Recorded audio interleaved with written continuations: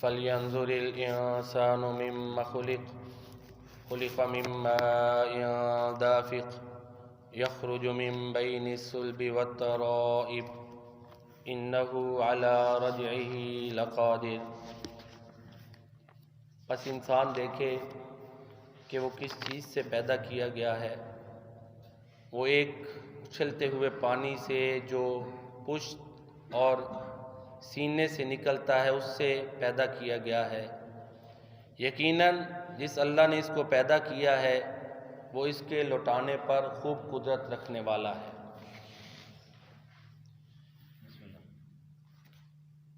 جس طرح کہ کئی دفعہ یہ مضمون بیان ہو چکا ہے کہ کفار مکہ جو تھے وہ عقیدہ آخرت کو نہیں مانتے تھے، اور اس کی دو بڑی وجوہات تھیں جن کی نشاندہی سورہ قاف میں کی گئی ہے۔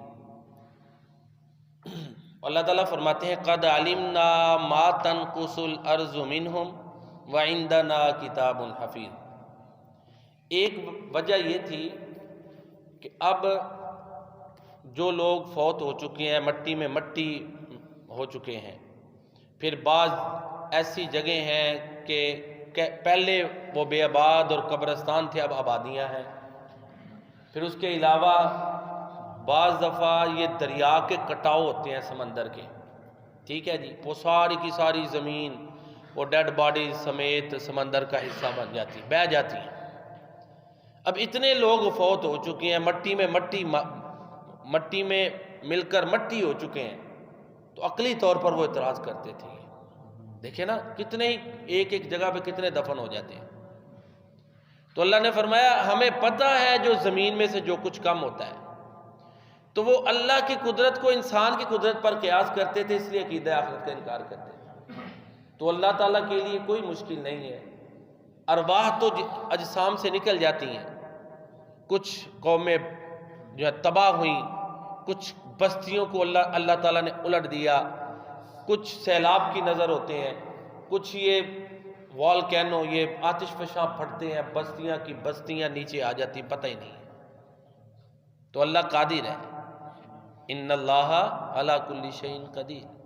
تو یہاں بھی اللہ فرماتے ہیں کہ انسان اپنی پیدائش پر تو غور کرے، کس طرح اس کو پیدا کیا گیا۔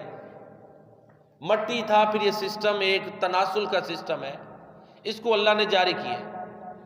تو یہ ان کا اعتراض عقلی طور پر تھا، جس کی وجہ سے وہ ماننے کے لیے تیار نہیں۔ جس طرح کہ سورہ یاسین میں بھی آتا ہے بوسیدہ ہڈیاں تھیں، اس نے ان کو اپنے ہاتھ کے ساتھ مسل کے رکھ دیا، پھر کہا کہ کون ان کو دوبارہ زندہ کرے گا، ٹھیک ہے۔ تو یہ ایک ان کا عقلی ایک اعتراض تھا۔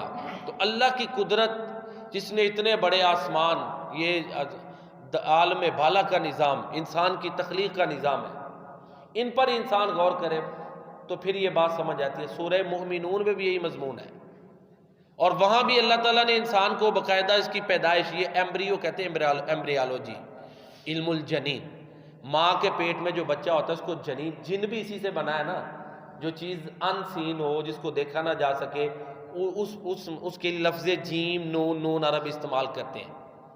جنین اسی سے بنا ہے، ایمبریو جس کو کہتے ہیں۔ اس کا پورا ایک نالج ہے کہ وہ قرآن نے جو بیان کیا ہے، اور سائنس آج حیران ہے کہ اس دور میں اس طرح کی حقیقتیں،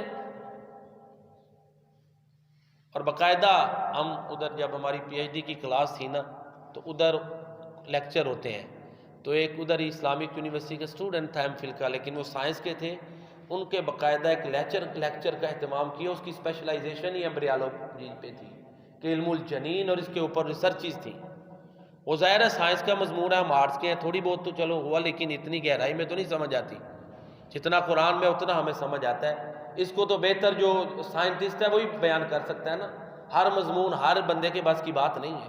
اب قرآن میں جو عالم بالا کے نظام ہے وہ ماہر فلکیات ہی بیان کریں گے، ہم تو سطحی سی چیزیں کر لیتے ہیں بیان۔ قرآن تمام علوم کا منبع ہے، سارے علوم اس سے اخذ ہوتے ہیں، بندہ پڑھتا رہتا ہے پھر بھی مبتدی سمجھتا ہے اپنے آپ، طالب علم ہی سمجھتا ہے۔ بڑی حقیقتیں ایسی ہیں جن کا بس اس کو ابتدائی چیزیں، ہو سکتا ہے ابتدائی سے بھی کوئی چھوٹا لفظ اس کے لیے بولے، اس کو پتہ ہے۔ تو دوسری چیز جو وہ یہ تھی کہ جی اتنے لوگ مر گئے، اب ان کے ریکارڈ کدھر ہے؟ کوئی کہیں گیا تو اللہ فرماتے ہیں وَعِندَنَا کِتَابٌ حَفِیظٌ، ہمارے پاس کتاب ہے جو ہر چیز کو محفوظ کیے ہوئے ہیں۔ تو یہ دو بڑے عقلی اعتراضات تھے جن کو اللہ تعالیٰ نے، ایک تو دوبارہ یہ زندہ کرنے کا زمین کا سسٹم، اس سے دلیل پکڑی ہے، اور دوسرا بار بار سورہ مومنون میں اللہ فرماتے ہیں وَلَقَدْ خَلَقْنَا الْإِنسَانَ مِنْ سُلَالَةٍ مِّن طِينٍ ثُمَّ جَعَلْنَاهُ نُطْفَةً فِي قَرَارٍ مَّكِينٍ ثُمَّ خَلَقْنَا النُّطْفَةَ عَلَقَةً فَخَلَقْنَا الْعَلَقَةَ مُضْغَةً فَخَلَقْنَا الْمُضْغَةَ عِظَامًا فَكَسَوْنَا الْعِظَامَ لَحْمًا ثُمَّ أَنشَأْنَاهُ خَلْقًا آخَرَ فَتَبَارَكَ اللَّهُ أَحْسَنُ الْخَالِقِينَ ثُمَّ إِنَّكُمْ بَعْدَ ذَلِكَ لَمَيِّتُونَ ثُمَّ إِنَّكُمْ يَوْمَ الْقِيَامَةِ تُبْعَثُونَ۔ یہی مضمون ہے کہ ساری یہ جو اس کے مراحل پیدائش کی بیان کیے، پھر کہا کہ قیامت کے دن تمہیں دوبارہ زندہ کیا جائے گا۔ سورہ حج میں بھی یہی مضمون ہے، وہاں بھی اللہ تعالیٰ نے تفصیل سے بیان کرنے کے بعد آخر میں جو ہے نا دوبارہ زندگی پر استدلال کیا ہے۔ تو یہ قرآن کا ایک اسلوب ہے کہ انسان اپنی پیدائش پہ غور کرے، دوبارہ زندہ ہونے کو یہ ماننے پر مجبور ہو جائے گا۔ تو اللہ تعالیٰ فرماتے ہیں اِنَّهُ عَلَىٰ رَجْعِهِ لَقَادِرٌ، جس نے اس کو پیدا کیا ہے وہ یقیناً اس کو لوٹانے پہ قدرت رکھنے والا۔ دو طرفہ لام تاکید ہے جو بیان قسم کے لیے ہے۔ تو دوسرا اعتراض بھی میں واضح کر چکا کہ وہ کہتے تھے اتنے لوگوں کا ریکارڈ کیسے محفوظ ہوگا، وہ کہیں مر گیا، کو کس طرح ہوا، کیسے ہوا، یہ ساری چیزیں۔ تو اللہ نے فرمایا وَعِندَنَا کِتَابٌ حَفِیظٌ، یہ انسان ہے جو وقت گزرنے کے ساتھ چیزوں کو بھولتا ہے۔ میرا رب ہر قسم کے نقص سے پاک ہے۔ وَمَا كَانَ رَبُّكَ نَسِيًّا، اور یہ بھولنا بھی بعض دفعہ نعمت ہے۔ بعض تکلیفیں ایسی ہیں اگر وہ وقت گزرنے کے ساتھ ان کا درد ہلکا نہ ہو تو انسان تو ڈپریشن کا مریض ہو جائے۔ یہ ہر وقت اس کے دماغ کے اوپر وہی چیزیں، آپ کو پتہ نیا واقعہ جب ہوتا ہے تو کتنی دیر وہ ذہن پہ چھایا رہتا ہے۔ کوئی ایسا سڈن انسیڈنٹ ہو جائے خلاف توقع، انسان کے اس کے دماغ باڈی پہ اثرات ہوتے ہیں۔ پھر اللہ کی توفیق سے جیسے جیسے وہ ایک وقت ہوتا ہے یا کچھ وقت یاد آئے تو پھر پرابلم ہوگی۔ یہ اللہ کا نظام جو بنایا ہو نا نسیان کا، انسان کے لیے نعمت ہے، لیکن میرا رب اس سے پاک ہے۔ وما کان ربک نسیا، لیکن اس کے باوجود کہ اللہ تعالیٰ بھولتے نہیں، اللہ کی قدرت بے حد و حساب ہے، فرشتوں کی ڈیوٹیاں ہیں، زمین کے ریکارڈ ہیں، لوح محفوظ میں ہر چیز درج ہے، تو لہذا اللہ تعالیٰ دوبارہ زندہ کرنے پر اور حساب کتاب لینے پر قادر ہے۔ تو سورہ طارق میں قسمیں کھا کے یہی چیزیں بیان ہوئی، ایک تو ہر نفس پہ نگران محافظ موجود ہے جو ریکارڈ کر رہا ہے، اور دوسرا انسان اپنی پیدائش پہ غور کرے تو یہ دوبارہ زندہ ہونے پر ایمان لائے گا۔ تو جب دوبارہ زندگی حقیقت ہے تو میں سوال ہی چھوڑتا ہوں، میں اور آپ دیکھیں کہ ہم اس کے لیے کیا تیاری کر رہے ہیں۔ یہ ماہ رمضان میں نماز پڑھنا یہ اللہ کی توفیق ہے، یہ بڑا بہتر عمل ہے، لیکن ابھی بڑی بہتری کی ضرورت ہے جو مجھے اور آپ کو اپنے اندر بہت زیادہ بہتری لانے کی ضرورت ہے۔ وہ میں اور آپ بہتر اپنے بارے میں جانتے ہیں۔ اللہ تعالیٰ کی بارگاہ میں دعا ہے کہ اللہ تعالیٰ ہمیں دنیا اور آخرت میں حسنہ، خیر اور بلائیاں عطا فرمائے، اور اپنے اندر بہتری اور اصلاحات لانے کی توفیق عطا فرمائے۔ آمین یا رب العالمین۔ وما علینا الا البلاغ۔